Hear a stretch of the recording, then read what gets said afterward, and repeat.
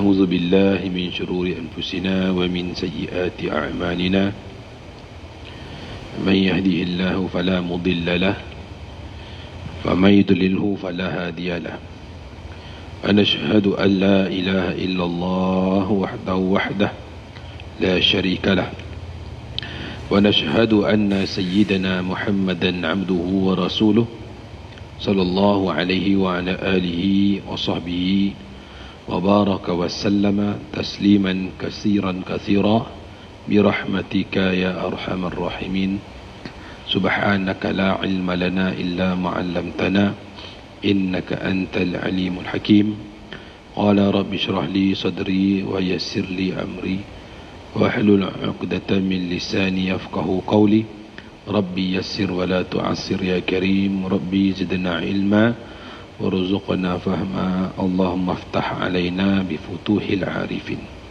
Assalamualaikum warahmatullahi ta'ala wabarakatuh. Alhamdulillah tuan-tuan, puan-puan, asatizah, tuan-tuan haji dan seluruh jemaah yang dimuliakan Allah Ta'ala. Pertama-tama dan selamanya kita panjatkan syukur dan puji pada Allah Ta'ala kerana melalui limpah kurnianya serta taufik hidayahnya, bantuan pertolongan daripada Allah, bimbingan yang diberikan oleh Allah Ta'ala, Alhamdulillah saki-baki hidup kita pada hari ini dapat dimanfaatkan dengan melaksanakan ketaatan dan juga dalam usaha menyempurnakan kehambaan kita pada Allah Subhanahu Wa Ta'ala. Mudah-mudahan apa yang kita dapat buat hari ini menjadi bekalan pada kita untuk menghadap Allah Ta'ala di hari kemudian kelak. Jadi insya-Allah sebelum kita mulakan pengajian kita, sama-sama kita mulakan pengajian kita ini dengan bacaan Ummul Kitab Al-Fatihah. A'udzubillahi minasyaitonirrajim. Bismillahirrahmanirrahim. Alhamdulillahirabbil alamin arrahmanir rahim maliki yaumiddin. Iyyaka na'budu wa iyyaka nasta'in ihdinas siratal mustaqim. Siratal ladzina an'amta 'alaihim ghairil maghdubi 'alaihim waladdallin. Amin. Bismillahirrahmanirrahim. Qala Syekhul Musannif rahimahullah wa nafa'na bihi wa 'ulumihi fid dharain. Amin ya rabbal alamin.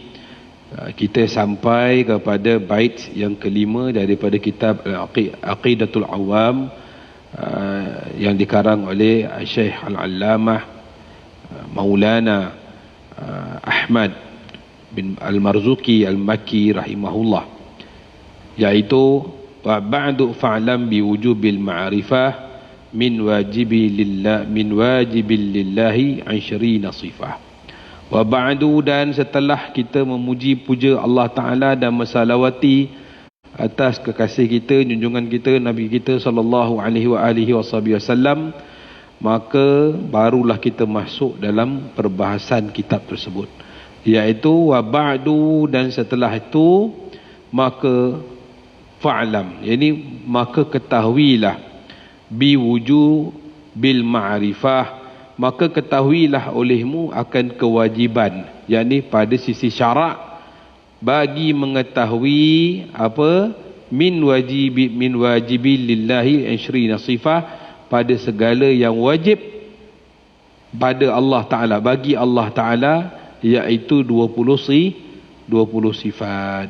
Ini yang orang tua kita kata pengajian sifat 20, pengajian ilmu tauhid, pengajian akidah. Kalau di Malaysia ni ghalibnya orang tahu sifat 20 ni, itulah perbahasan akidah. Maka ketahuilah di sini, ketahui di sisi syarak.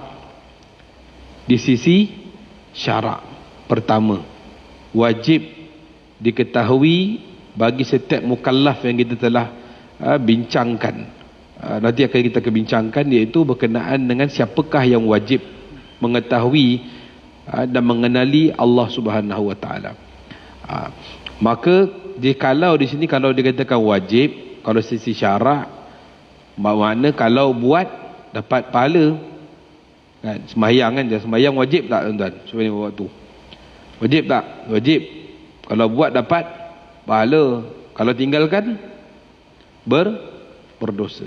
Maka wajib di sini juga begitu.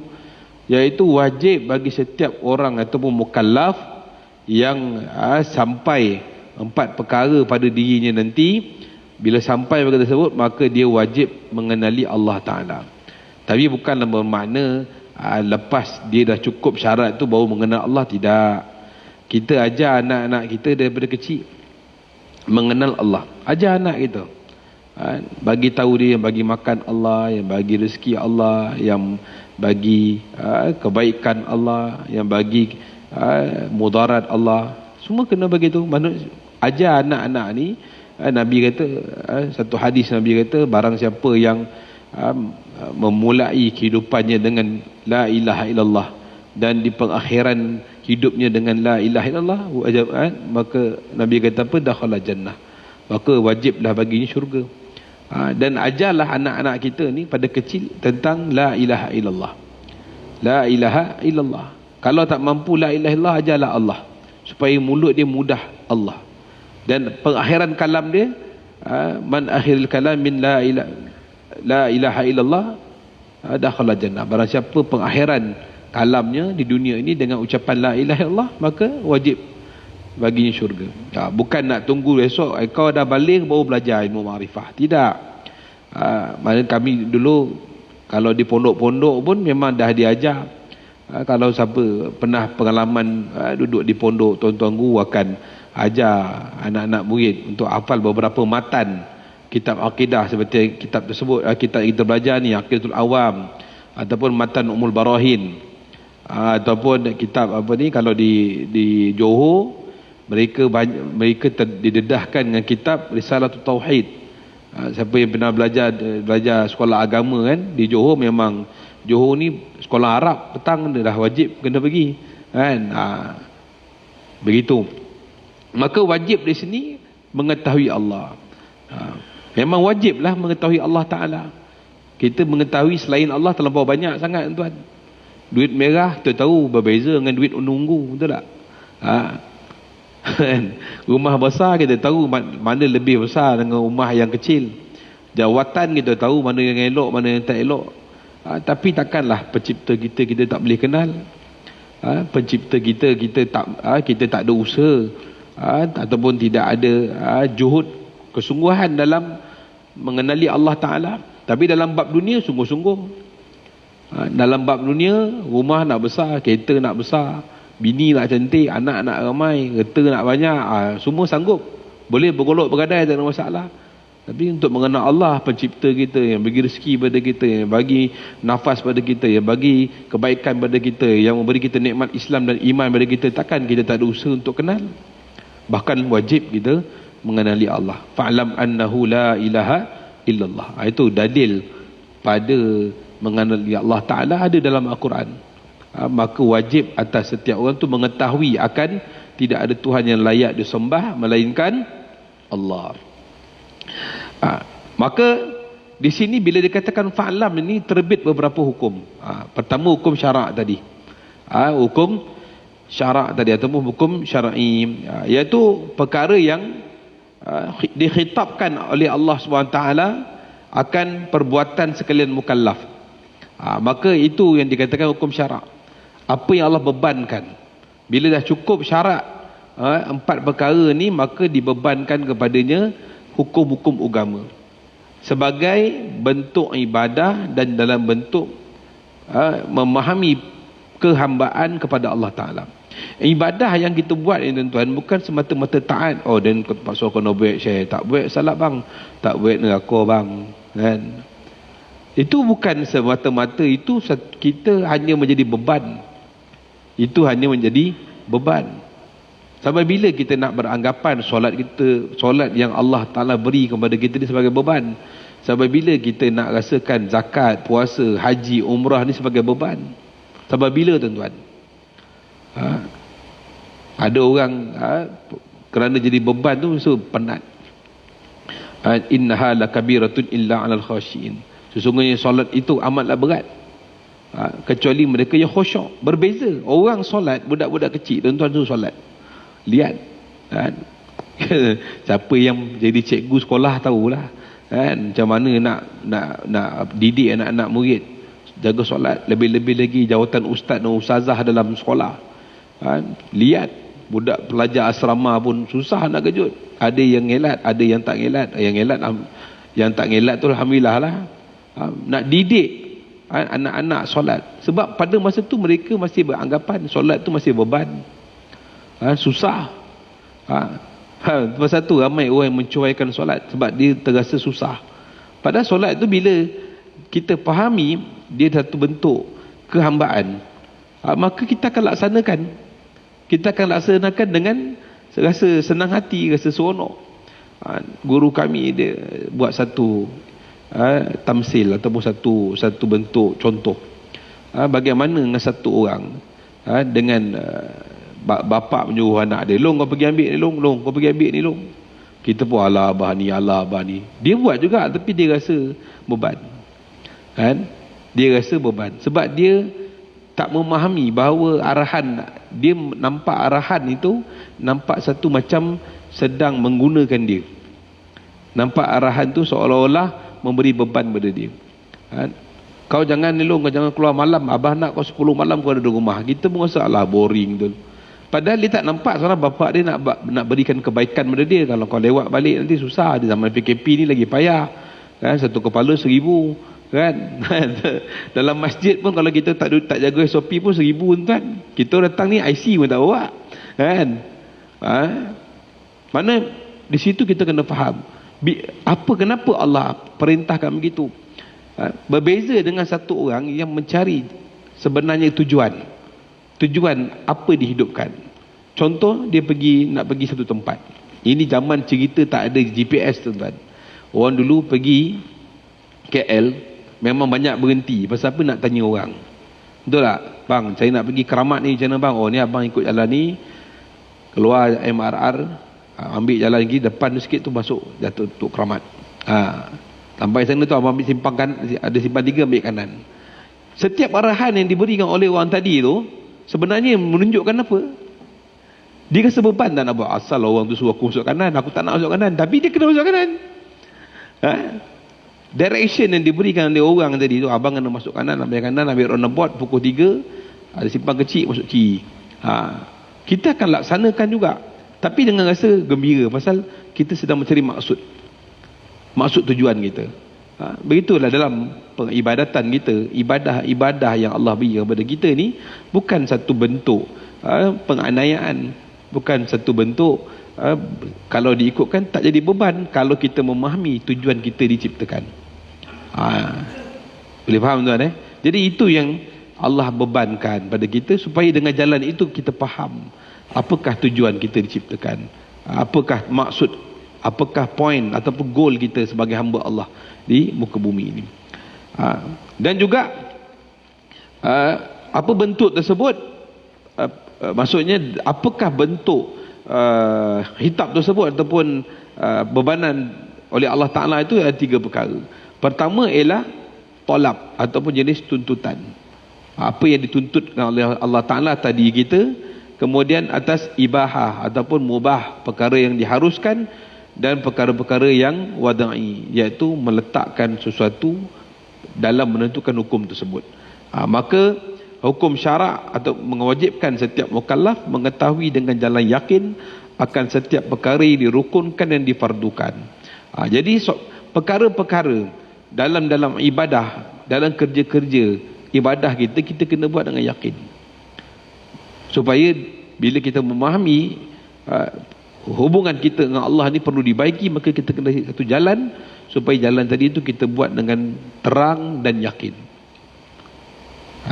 Abang semayang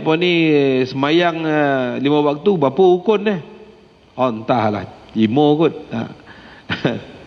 Agama ni bukan main kod-kod tuan-tuan. Dia tak ada kod berapa ni, entahlah, saya agak tak ada. Agama ni dia tak main agak-agak, dia main qat'i, betul. Sembayang berapa rakaat, berapa rukun, 13 rukun. Ada berapa rukun dalam 13 rukun dibahagikan tu, ada 3 jenis rukun. Rukun qauli, rukun fi'li, rukun qalbi. Bagaimana rukuk, sujud dan sebagainya, dibuat dengan yakin. Dia bukan buat, saya tak tahu Fatihah ni wajib ke tak wajib? Tak, saya rasa tak wajib kot. Dia tak ada macam tu. Untuk perjalanan kehambaan dia kena memahami jalan tadi itu dengan betul, supaya amal ibadah dia tu buat dengan sempurna. Dia buat dengan sempurna. Bukan dalam keadaan keraguan. Aku ni tadi semayang tadi berapa rakaat? Lantak lah. Tu tak jadi tuan. Dia tak main lantak, tak boleh. Kalau nak buat, kita buat betul-betul. Itulah ikhlas. Ikhlas ni memang perkara, kalau ikut kan, ikhlas ni kita pun tak tahu kan keikhlasan kita dengan Allah bagaimana. Tapi nak tahu orang tu ikhlas atau tidak, lihatlah pekerjaan tu. Dia buat yang terbaik dan paling betul dia buat. Itulah ikhlas. Kalau dia buat main-main, belum nampak keikhlasan dia. Kalau betul-betul jaga solatnya, istinjaknya, dengan wuduknya, dengan takbiratul ihramnya, dengan hukumnya betul, tidak degaru seni, dengan tertib dan sebagainya, insya-Allah solat tu ikhlas. Itu yang terbaik. Ahsanu amala, itu amalan yang terbaik, itu menunjukkan keikhlasan. Kalau dia main-main, tak menggambarkanlah kriteria keikhlasan tu. Kalau nak buat ikhlas, kalau nak buat tu amalan tu ada 10 dia punya kriteria. Sempurnakan 10 kriteria tersebut, barulah ikhlas. Ini buat 10 janji dan buat. Tu yang jadi yang tak ikhlas, sebab dia rasa dia masih ada sisi dia yang buat. Jadi kalau kita serah pada Allah, ya Allah, kalau kita buat kerana Allah, buatlah dengan betul. Maka mukallaf di sisi syarak punya 4 kriteria yang mewajibkan ia melaksanakan kefarduan. Jadi dalam mukallaf, dalam perkenalan bermukallaf ni ada 4 perkara yang kita kena tahu yang dikatakan mukallaf. Pertama ialah berakal. Cukup akal.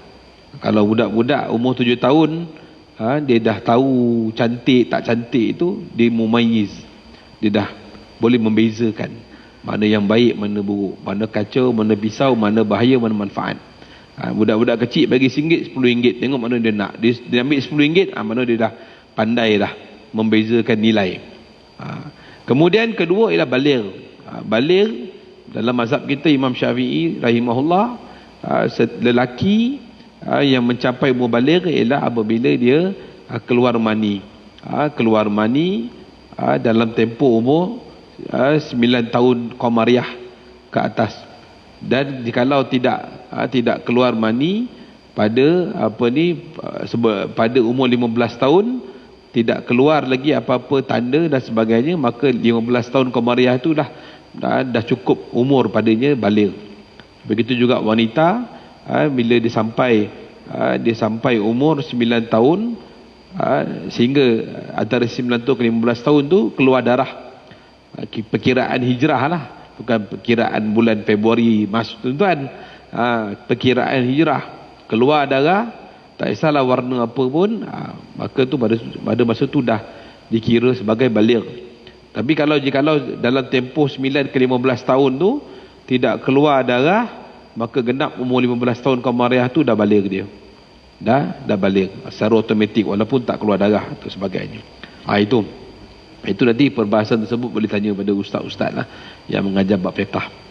Kemudian sempurna panca indera, walaupun dia mampu mendengar. Ada dia mampu mendengarnya, ataupun dia mampu melihat.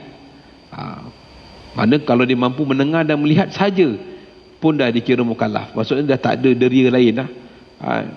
Kalau dia buta tapi dia boleh mendengar, okey, cun. Mana kira mukallaf. Ataupun dia pekak tapi dia boleh melihat. Okey, dia kira sebagai mukallaf juga. Tetapi dia pekak pun tidak, dia pekak buta. Maka kedua-dua ni adalah jalan pada ilmu. Tapi kedua-dua ni apabila dikunci ataupun ditutup, maka ilmu tak boleh disampaikan. Maka pada masa itu tak mukallaf. Pada masa itu dia tidak mukallaf sebab dia buta dan pekak. Dekat Malaysia ni tak ramai tuan, lebih kurang 7-8 orang kes tersebut. Tak ramai lah, 7 ke lebih kurang lah. Orang macam ni selalu pun, orang macam ni hidup tak lama lah sebab dia buta dan pekak. Dia tak dapat nak mengenali diri dia sendiri, dia tak dapat nak belajar sesuatu. Selalunya dia mati pun mungkin jatuh tangga ataupun sebagainya, dia tak nampak. Itulah. Maka dan keempat, sampai kepada seruan Rasul, sampainya dakwah Islam pada diri dia. Maka kalau sampai dakwah Islam dan dia memeluk Islam, maka wajib dia melaksanakan segala tuntutan Islam atas diri dia. Jadi 4 perkara tuan-tuan. Pertama ialah berakal, kedua baligh, Ketiga, sempurna panca indera walaupun dapat mendengar atau melihat. Dan keempat, sampai da'watul rasul, sampai dakwah Nabi. Memanglah Nabi tak ada sekarang kan, tapi warasatul anbiya tu ada tak? Para ulama, para ahli kalam yang menerangkan Islam dan sebagainya itu ada. Mereka lah yang menyampaikan kerja-kerja pewarisan dakwah itu. Contoh tuan-tuan, jangan kita pandang orang dakwah ni, orang-orang yang menjalankan kerja dakwah ni sebelah mata tuan-tuan. Tidak, mereka menjalankan kerja-kerja para rasul yang dibawa oleh Nabi kita sallallahu alaihi wasallam. Bila dakwah itu dah terhenti, apabila Nabi sallam, maksudnya nubuah, apabila rasul itu tidak ada rasul selepas Rasulullah tu, namun kerja-kerja nubuah tu masih ada. Kerja-kerja kenabian tu masih ada sehinggalah hari kiamat. Sehinggalah hari kiamat. Kerja tu ada, tapi rasul lah tak ada. Dan kerja dakwah tu pula, kalau dahulu, kalau kita tengok semua sekalian rasul, semuanya nabi-nabi ni kalangan orang lelaki kan. Tapi lepas Nabi SAW diangkat sebagai rasul, kerja-kerja dakwah ni juga telah diamkan kepada kaum-kaum ibu.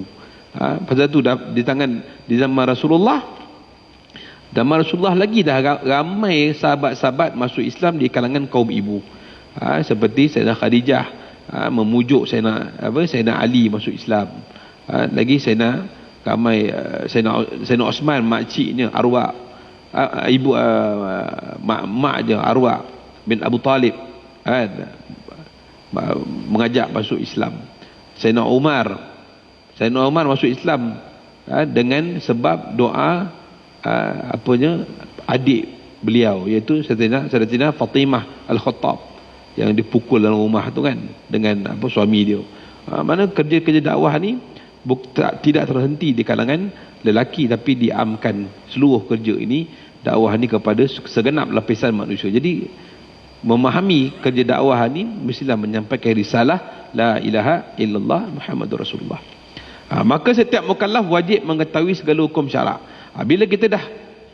Bila kita masuk dalam pengajian tauhid ataupun pengajian fiqh, maka wajib setiap orang tahu apa itu perkara yang wajib, apakah perkara yang sunat, apakah perkara yang haram, apakah perkara yang makruh, dan apa perkara yang diharuskan. Itu kita kena tahu. Bukan kita main cakap ni apa ni bang, puasa ni wajib tak? Entah bulan je puasa kot, kata. Kan? Ada orang ni mempersendakan perkataan tu. Bulan dah puasa, saya tak puasa. Kalau dia anggap itu sebagai jenaka dan sebagai satu bentuk sebagai bentuk penghinaan, maka boleh terkeluar daripada akidah Islam tu. Bergurau ni tuan, banyak benda lain boleh bergurau, tapi jangan bergurau dalam bab rukun-rukun agama, dalam perkara-perkara yang wajibat. Tak boleh. Banyak benda nak gurau lagi. Ayam, itik, lembu, banyak lagi boleh gurau. Kan? Ini dia gurau perkara-perkara dengan perkara-perkara yang tak sepatutnya. Kecurangan itu dengan izin Allah. Itu salah lah tu. Salah faham. Senang-senang itu. Lepas tu orang mencuri, kau janganlah dihukumkan. Lepas tu dia mencuri dengan izin Allah. Esok orang pukul kau, tumbuk kau, dah macam mana bang, dah izin Allah. Janganlah marah. Itu yang salah mereka tafsirkan, akhirnya mereka salah faham. Kan ada isu baru ni kan, tapi alhamdulillah lah, orang tu dia dah bertaubat dan juga menarik balik perkataannya itu. Alhamdulillah. Jadi perkara wajib itu ialah apa? Perkara wajib dalam fa'lam tu tuan-tuan, ni dalam kena faham, dalam fa'lam saja kita cerita ni, belum lagi biwujubil ma'rifah. Fa'lam, mengetahuinya. Maka mengetahui di sini ialah perkara yang wajib.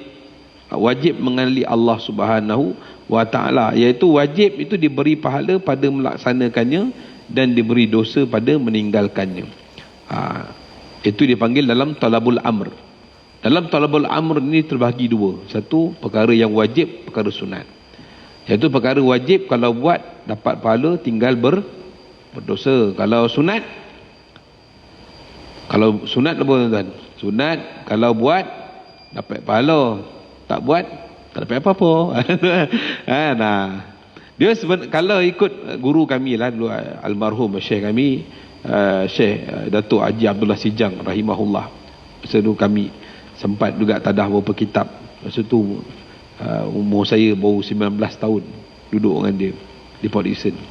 Dia kata apa, orang yang meninggalkan sunat ni dia bukan tak dapat apa-apa, sebenarnya dia rugi. Dia rugi. Kalau buat dapat pahala, tinggal rugilah. Pasal masa tu berlalu begitu saja. Patut masa tu tadi dapat dimanfaatkan dengan ibadah, dengan zikir, dengan melakukan muamalah. Tapi dia entahlah tu yang melepak dan sebagainya. Orang semai sunat kata nak semai sunat, memanglah saya sunat je, tak ada masalah kan? Tapi dia rugilah. Masa tu berlalu tanpa ada apa-apa ibadah yang dibuat. Itu kalau kita faham tuan-tuan, rugi, baik kita buat. Sebab tak ada orang nak rugi tuan-tuan. Betul tak? Orang yang dapat syurga pun rugi. Bayang. Orang yang dapat syurga tu ada satu riwayat sekisah. Ada satu orang ahli syurga masuk pada terbau satu wangian. Dia kata, malaikat, ni wangian mana ni tak ada kat syurga aku? Maka malaikat kata, ini wangian syurga di atas engkau ni.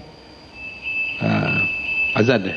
Okey, boleh sambung balik apa ya tuan.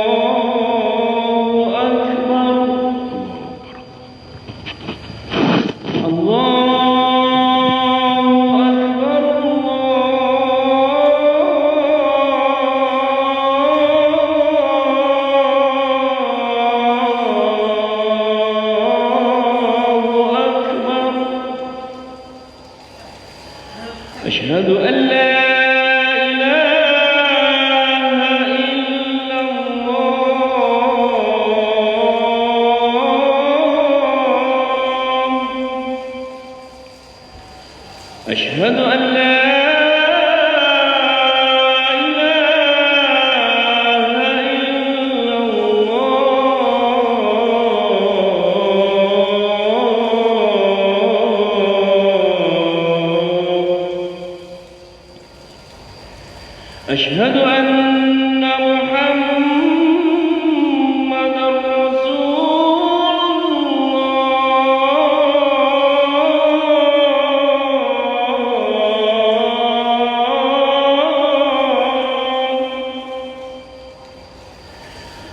أشهد أن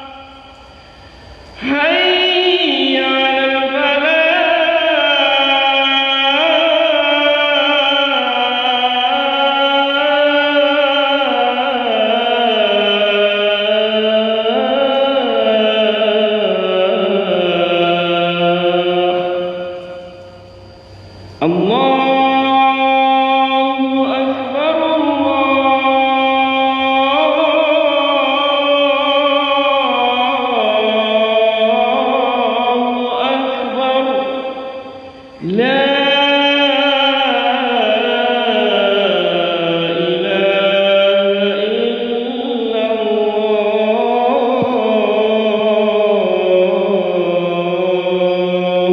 لا إله إلا الله. اللهم صل على سيدنا محمد النبي الأمي وعلى آله وصحبه وسلم. اللهم رب هذه الدعوة التامة والصلاة القائمة آتي سيدنا محمد الوسيلة والفضيلة والشرف والدرجة العالية الرفيعة وبعثه مقاما محمودا الذي وعدته إنك لا تخلف الميعاد. Sikit tuan insya-Allah. Jadi lepas tu malaikat tu kata dengan orang, dia kata bang, dia kata wangian ni bukan daripada syurga bang, ni syurga kat atas, kata. Kan? Lepas tu penghuni syurga ni kata, apa beza aku dengan amalan dia yang menyebabkan syurga dia boleh berada di atas aku? Malaikat dia kata dia tak ada apa amalan, lebih kurang sama je dengan abang, cuma dia terlebih subhanallah je, kata. Terlebih satu subhanallah je, kata. Terlebih satu subhanallah, syurga dia jarak 500 tahun. Jadi kalau dia kata kalau tahu macam tu dunia ni aku dah lebihkan 2 kan. Lebihkan 2. Maksud di situ ada sikit penyesalan lah, tapi alhamdulillah dapatlah syurga. Kan? Makna kalaulah rugi di akhirat itu rugi yang segi tidak mendapat keredaan Allah, itu satu rugi yang besar. Itu tuan-tuan, golongan yang begini dia katakan Rabbana absarna wa sami'na farji'na na'mal salihan inna muqinun. Ini tak ada apa tuan-tuan. Menyesal keluar air mata darah ke, keluar air mata nanah ke, terkeluar 2 biji mata sekalipun dah tak boleh balik kat dunia dah. Jadi kalau tuan-tuan rasa sayang masa itu, baik kita manfaatkan masa itu dengan perkara-perkara ketaatan. Itu maksud sunat. Kalau tengok sunat ni, kalau dalam tarekah, dia ada satu kaedah dia panggil muraqabah. Muraqabah ni ialah melihat, mengintai-ngintai masa itu apa yang dituntut oleh Allah atas kita pada masa tersebut. Itu perlukan ilmu. Perlukan ilmu. Ilmu itu ialah mengetahui apa-apa yang diinginkan oleh Allah Ta'ala pada sesuatu masa mengikut kepentingan. Itu kena tahu. Jadi tidak, akhirnya kalau kita tak ada belajar ilmu, masa tu berlalu saja. Masa tu berlalu saja tanpa ketaatan. Baik. Yang ketiga ialah perkara haram. Yang ini dipanggil talabun nahi. Tadi talabul amru terbagi kepada 2. Talabul amru tu dibahagikan kepada 2. Yang pertama wajib dan juga sunat. Kemudian ada talabun nahi, iaitu perkara yang dituntut tegah. Pertama ialah perkara yang haram. Haram itu ialah apa? Perkara yang mana dibuat berdosa, ditinggalkan mendapat pahala. Seperti meninggalkan pada dirinya kemampuan. Pada masa itu dia mampu untuk melakukan maksiat, tetapi kerana takutkan Allah dan mengharapkan keredaan Allah, ditinggalkan. Maka dapat pahala. Kalau dibuat juga pada masa itu, memang dia mampu nak buat berdosa dan dia buat juga, pada masa itu dia mendapat dosa dan juga kemurkaan daripada Allah Ta'ala. Itu dikatakan haram. Dan makruh pula diberi pahala pada yang meninggalkannya. Kalau kita mampu meninggalkan perkara tersebut, akan diberi pahala. Kalau buat juga, maka tidak mendapat apa-apa, dosa pun tak dapat, pahala pun tak dapat. Jadi makruh di sini bersama juga dengan amalan sunat. Kalau rasa perkara itu makruh, seperti nak pergi masjid, time tu lah rumah lah bawa balik musangking kan. Wah, dia nak bagi tahu sekolah ni kan, dia pun baik yang musangking. Maksud dia Allah tu sekali hongap keluar kan, berderet satu saf tuan, pengsan kan, berapa sekilo, 65 yo kan. Dapat tak ada kira perbuatan tu, walaupun memanglah merugikan, sebab dia boleh mencacatkan amal kita. Perkara-perkara makruh dalam amal ibadah itu sebenarnya sikit sebanyak memberi kesan dan kekurangan mutu amal ibadah.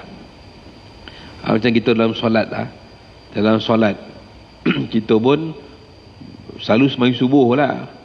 Dia lepas sembahyang subuh tu baca, kalau lah pagi tadi pula imam baca alif lam sejadah, dia nguak-nguak kan. Memanglah perbuatan tu tak membatalkan solat, tapi makruh kan, makruh. Maka dia mencederakan sedikit kualiti solat tadi. Jadi perkara-perkara yang makruh ni boleh menjejaskan hubungan kita dengan Allah Ta'ala dan juga keakraban kita dengan sesama manusia. Dan juga perkara yang kelima ialah harus, iaitu perkara yang dibenarkan ataupun perkara yang dibolehkan, seperti makan, minum, baring dan sebagainya. Namun jikalau perbuatan tersebut disebahkan kepada agama, maka dia mendapat pahala. Tapi kalau dan juga dia disebahkan kepada maksiat, mendapat dosa. Seperti berjalan itu harus, tapi berjalan ke masjid. Saya tengok tadi naik kereta tadi, ramai abang-abang itu tadi, ada yang rumah-rumah daripada rumah jalan kaki. Berjalan, tapi berjalan menuju ke masjid mendapat pahala. Tapi kalau berjalan yang sama juga menuju kepada tempat yang tidak baik, maksiat, perjalanan tadi itu perjalanan maksiat. Bahkan kalau dalam perkara, kalau tuan-tuan biasa belajar dalam perkara jamak dan qasar, kalau perjalanan tadi perjalanan maksiat, dia tak boleh buat jamak dan qasar.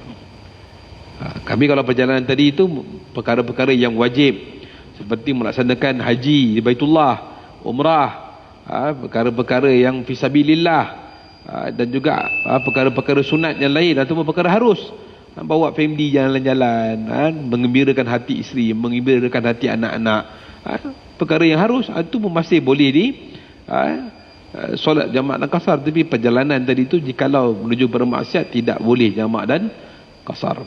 Itu ada perbahasan. Dan setiap daripada hukum tersebut ada wada'inya, wallahu ta'ala alam. Nanti kita masuk hukum wada'i yang 5, iaitu perkara sebab, syarat, mani', sah dan batal. Ada soalan tuan?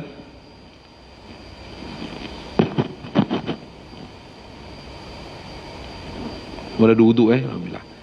Saya ada cadangan baru ni dekat kawan saya kerja dekat RTM radio Negeri Sembilan kan. Alhamdulillah sebelum ni biasa dengar di kadang-kadang bawa kereta waktu maghrib, lepas azan maghrib di radio. Saya ni dengar radio Negeri Sembilan tuan-tuan. Kalau maghrib suka dengar, pasal lepas maghrib tu kadang-kadang radio ada siarkan bacaan Hizbun Nasr. Lepas tu dia berubah kan, baca lain lah. Tapi Alhamdulillah, baru ni saya tanya kawan saya tu, minta beritahu pada pengarah RTM untuk siarkan Hizbun Nasr lil Imam Abu Hasan Al-Syazili rahimahullah, dipasang ataupun disiarkan selepas azan maghrib. Lepas azan maghrib dia ada doa PM lah sebagainya, lepas tu baca Hizbun Nasr ni tuan-tuan. Kelebihannya ialah dengan doa dan pujian tersebut, insya-Allah Allah akan angkat wabak. Allah akan jauhkan balak dan perkara-perkara yang tidak diingini. Dulu Hizbun Nasr ni dikarang oleh Imam Abu Hasan Al-Syazili semasa peperangan antara pihak Perancis dengan orang-orang Islam di Aljazair, di Algeria lah. Alhamdulillah dengan berkat mereka membaca hizib tersebut, maka Allah Ta'ala memberikan kemenangan kepada orang Islam. Dan kita sekarang tuan berhadapan dengan penyakit, balak, ujian daripada Allah. Itu satu ujian yang mana kita ini menghadapi norma-norma kehidupan yang baru. Alhamdulillah kita pun nak dapat vaksin hujung bulan 2 ni, insya-Allah. Kita tengok apa Jabatan Mufti Negeri Sembilan kata, jikalau dibenarkan, ambillah. Maka itu lebih baik. Pasal agama kepada orang awam ni ialah mufti. Mufti kata on lah. Senang kan tuan. Kita tak payah nak dengar ni teori konspirasi, nama pun teori tuan. Ini ramai terjebak salah faham. Kita ni kalau tipu ustaz, kita ni ialah kan, itu berita-berita yang kita dapat tu pun tak sahih. Yang sahihnya ramai dah meninggal, ramai yang dah sakit. Kita jumpa penawar. Besok dapat dapat kita punya vaksin dah, boleh semayang 4 balik lah.